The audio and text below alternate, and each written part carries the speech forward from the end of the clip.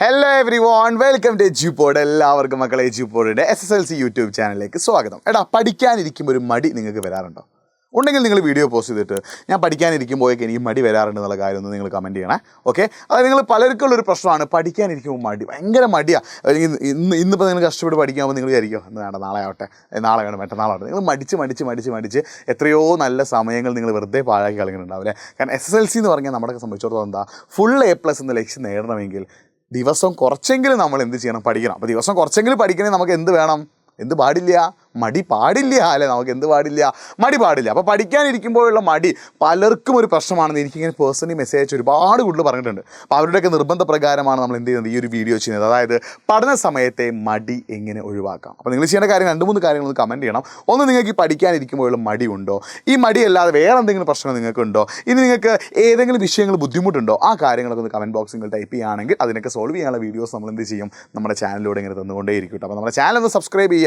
അതേപോലെ തന്നെ കഴിയുകയാണെങ്കിൽ നിങ്ങൾ ഈ വീഡിയോ ഒന്ന് ചെയ്യുക, ഒന്ന് സ്റ്റാറ്റസ് ആക്കി വെക്കട്ടെ. കാരണം നിങ്ങൾ ഫ്രണ്ട്സിലൊക്കെ ആർക്കെങ്കിലും പഠിക്കാനിരിക്കുമ്പോൾ ഒരു മടി ഉണ്ടെങ്കിൽ അതിങ്ങനെ സോൾവ് ചെയ്യാൻ അവർക്ക് കൂടി പഠിക്കാമല്ലോ. എന്നാൽ പിടിച്ചോ, മടി എന്നത് ഭയങ്കര ഒരു പ്രശ്നമാണ്. അപ്പോൾ ഇത് സോൾവ് ചെയ്യാനായിട്ട് നിങ്ങൾ കുറച്ച് സ്റ്റെപ്സ് എന്ത് ചെയ്യണം, ഒന്ന് ഫോളോ ചെയ്യണം കേട്ടോ.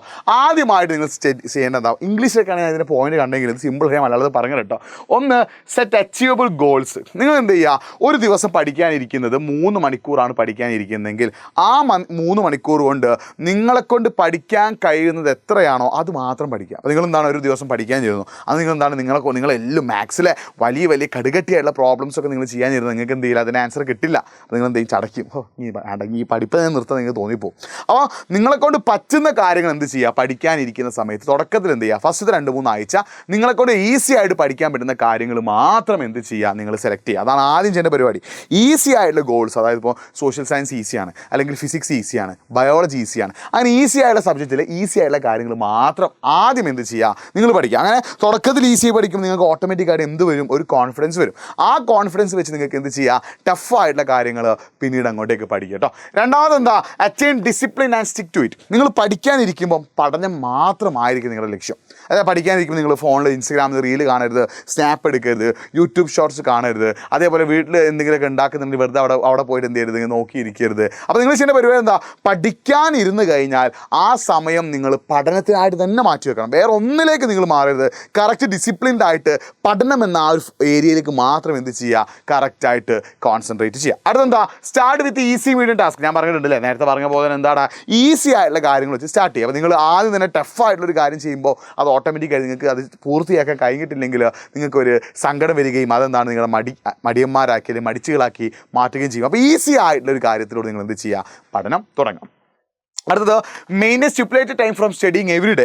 എല്ലാ ദിവസവും ഒരു സ്ഥിരമായ സമയം നിങ്ങൾ എന്ത് ചെയ്യുക, പഠനത്തിനായിട്ട് ചൂസ് ചെയ്യുക. അതായത് എന്ത് ചെയ്യുന്നു, എല്ലാ ദിവസവും രാത്രി നിങ്ങൾ എന്ത് ചെയ്യുന്നു, 7 to 10 എന്ന ടൈമിൽ, അല്ലെങ്കിൽ മോർണിംഗ് നിങ്ങൾ 5 to 7 എന്നുള്ള ടൈമിൽ, ദിവസവും ഒരു സ്പെസിഫൈഡ് ടൈം ചൂസ് ചെയ്തിട്ട് നിങ്ങൾക്ക് ഏതാണോ എളുപ്പത്തിൽ പഠിക്കാൻ പറ്റുന്ന സമയം ആ സമയം ചൂസ് ചെയ്ത് നിങ്ങൾ എന്ത് ചെയ്യുക, ദിവസവും ആ ടൈം പഠിക്കുക. അപ്പോൾ എല്ലാ ദിവസവും നിങ്ങൾ രാത്രി 7 മുതൽ 10 വരെയാണ് പഠിക്കുന്നതെങ്കിൽ എല്ലാ ദിവസവും രാത്രി നിങ്ങൾ എന്ത് ചെയ്യുക, 7 മുതൽ 10 വരെ പഠിക്കുക. ഇനി നിങ്ങൾ എന്ത് ചെയ്യുകയാണ്, എല്ലാ ദിവസവും രാവിലെ 5 മുതൽ 7 വരെയാണ് നിങ്ങൾ പഠിക്കാൻ ആഗ്രഹിക്കുന്നതെങ്കിൽ എല്ലാ ദിവസവും രാവിലെ നിങ്ങൾ എന്ത് ചെയ്യുക, 5 മുതൽ 7 വരെ പഠിക്കുക. അപ്പോൾ ദിവസവും പഠിക്കാനായിട്ടൊരു ടൈം സ്ലോട്ട് ചെയ്യുക. അതേ സ്ലോട്ട് തന്നെ എല്ലാ ദിവസവും നിങ്ങൾ എന്ത് ചെയ്യുക, പഠിച്ചുകൊണ്ടേയിരിക്കും കേട്ടോ. അടുത്ത്, ക്രിയേറ്റ് എ ടൈം ടേബിൾ.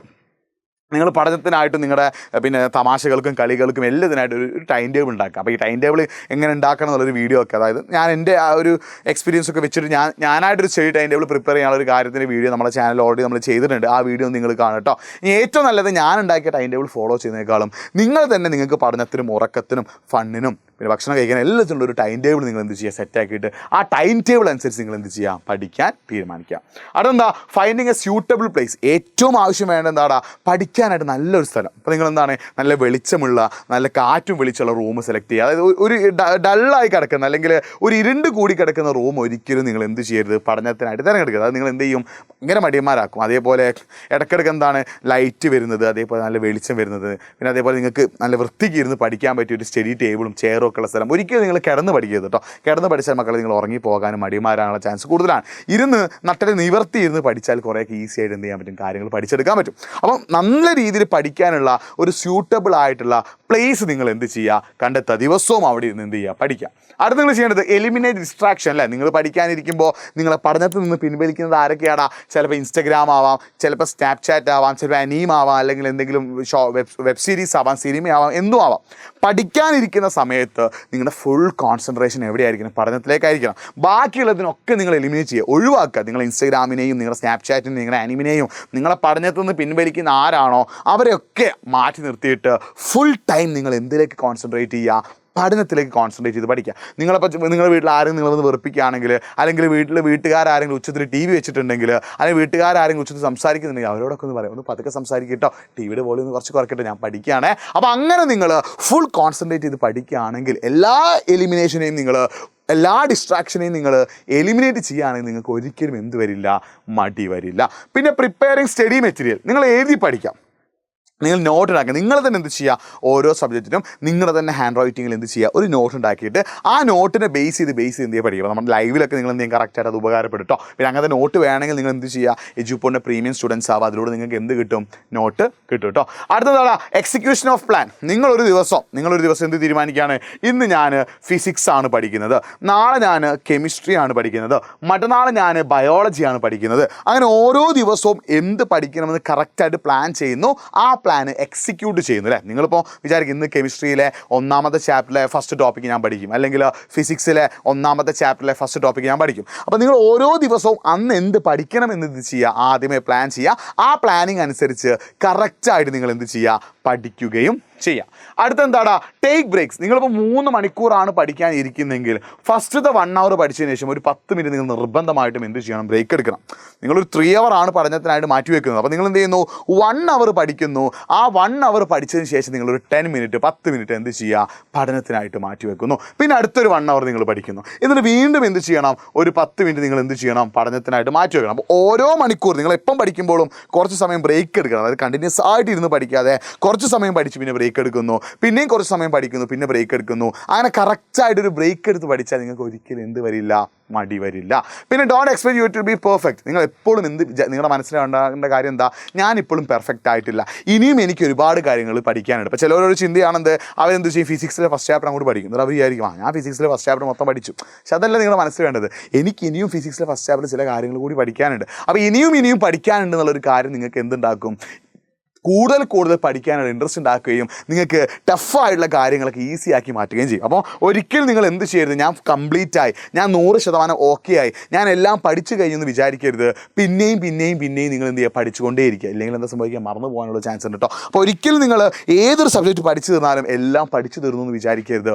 പിന്നെയും എന്ത് ചെയ്യുക, പഠിച്ചുകൊണ്ടേയിരിക്കുക കേട്ടോ. പിന്നെ സീക്ക് അസിസ്റ്റൻസ്. നിങ്ങൾക്ക് ഇപ്പോൾ എപ്പോഴെങ്കിലും ആവശ്യമാണ്. ഇപ്പോൾ നിങ്ങൾക്ക് തോന്നാണ് നിങ്ങളൊരു ടോപ്പിക്ക് പഠിച്ചുകൊണ്ടേയിരിക്കുക, അല്ലെങ്കിൽ എന്താടാ നിങ്ങളൊരു ഫിസിക്സിൽ ഒരു പ്രോബ്ലം ചെയ്ത് കൊടുക്കുക. അപ്പോൾ നിങ്ങൾക്ക് എന്തൊരു ഡൗട്ട് വന്നു, ഇതിന് ആൻസർ എങ്ങനെ കണ്ടെത്തുക. അപ്പോൾ നിങ്ങൾക്ക് ഡൗട്ട് ഉണ്ടോ, ഡൗട്ട് തീർക്കാനായിട്ട് നിങ്ങൾ എന്ത് ചെയ്യണം, അസിസ്റ്റൻസ് തരണം. അപ്പോൾ നിങ്ങൾക്ക് സ്കൂൾ ടീച്ചേഴ്സിനെ ചോദിക്കാം, നല്ല പഠിക്കുന്ന ഫ്രണ്ട്സ് ഉണ്ടെങ്കിൽ അവരോട് ചോദിക്കാം. ഇനി നിങ്ങൾ എജുപോണിൻ്റെ പ്രീമിയം സ്റ്റുഡൻ്റ് ആണെങ്കിൽ നിങ്ങൾക്ക് എന്ത് ചെയ്യാം, ഡൗട്ട് ക്ലിയറൻസിനുള്ള ഓപ്ഷൻ ഉണ്ട്. നിങ്ങൾ ടീച്ചേഴ്സിനോടൊക്കെ എന്ത് ചെയ്യാം, എജുപോണിലെ എല്ലാ ടീച്ചേഴ്സിനോടും നിങ്ങൾ പ്രീമിയം സ്റ്റുഡൻ്റ് ആണെങ്കിൽ ഡൗട്ട് ചോദിക്കാനുള്ള ഓപ്ഷൻ ഉണ്ട്. അപ്പോൾ നിങ്ങൾക്ക് ഡൗട്ട് ഉണ്ടെങ്കിൽ അത് ക്ലിയർ ചെയ്ത് വേണം എന്ത് ചെയ്യാൻ, പോകാൻ.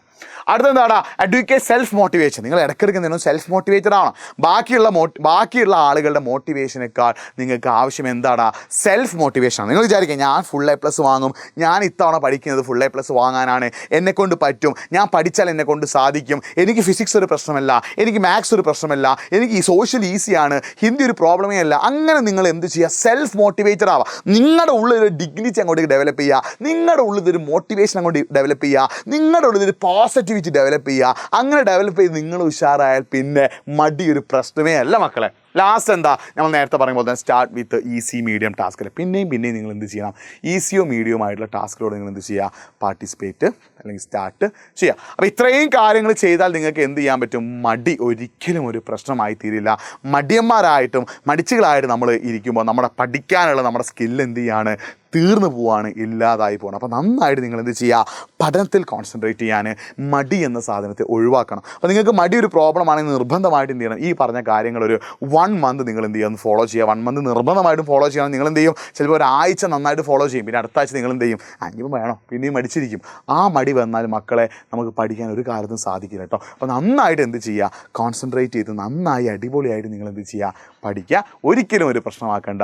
നിങ്ങൾക്ക് മടി ഒരു പ്രശ്നമേ ആവില്ല. പഠിക്കാൻ നിങ്ങൾ തയ്യാറാണെങ്കിൽ സെറ്റല്ലേ, റെഡിയല്ലേ? അപ്പോൾ നമ്മുടെ ചാനൽ സബ്സ്ക്രൈബ് ചെയ്യുക. പഠന സമയത്തെ മടി ഒരു പ്രശ്നമായിട്ടുള്ള സുഹൃത്തുക്കൾ നിങ്ങൾക്ക് ഉണ്ടെങ്കിൽ അവർക്ക് ഈ വീഡിയോ ഒന്ന് അയച്ചു കൊടുക്കുക. കഴിയുകയാണെങ്കിൽ വാട്സപ്പിൽ ഒന്ന് സ്റ്റാറ്റസ് കൊടുക്കുക. അപ്പോൾ വീണ്ടും കാണാം. അതിലേക്കും ബായ്.